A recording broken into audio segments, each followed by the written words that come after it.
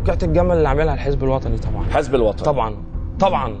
ومن يقول غير ذلك هو مدلس ويعبث في الحقائق. نعم. هل سمعت ما قالته بثينة كامل عندما سألتها عن موقعة الجمل؟ قالت عند كان يقف جانبي أحد قيادات الإخوان في ميدان التحرير وتطلق النار، سألته من يطلق النار يا فلان؟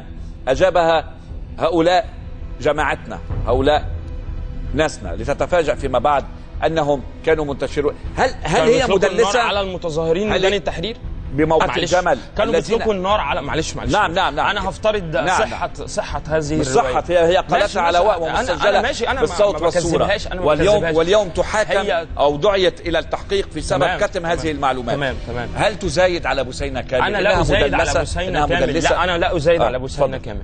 أنا اللي بقوله دلوقتي بثينة كامل قالت إن هم كانوا بيضربوا نار على المتظاهرين بتوع التحرير، أم بيضربوا نار على الجانب الآخر. ما عايزين برضو نفهم دي، يعني ودي برضو عايزين نعرفها. كانوا بيضربوا النار على المتظاهرين، ميدان التحرير من اجل ايقاع قتلى وجرحى، ليطلعوا الشباب مثل حضرتك ويقولوا الشرطه قتلتنا، الحزب الوطني قتلنا، الجيش قتلنا. معلش. نعم. في هذه الاثناء بقى دي احنا عشناها، يعني عشناها كويس جدا. واحنا ابناء مناطق شعبيه. اللي حصل كالتالي: خطاب مبارك 1 فبراير، بعد خطاب مبارك مباشره كلنا من مناطقنا ابتدى يجي لنا تليفونات من اسرنا واصدقائنا بالمناطق بتاعتنا في تحركات غريبه بتتم داخل المناطق الشعبيه النهارده. ايه هي هذه التحركات؟ بعد رموز الحزب الوطني المتواجدين في المناطق دي ابتدت تحرك مظاهرات للهتاف باسم مبارك، وان احنا لازم يعني نستحمل الرئيس 6 شهور ونمشي ونكمل بناء على الخطاب العاطفي بتاع 1 فبراير.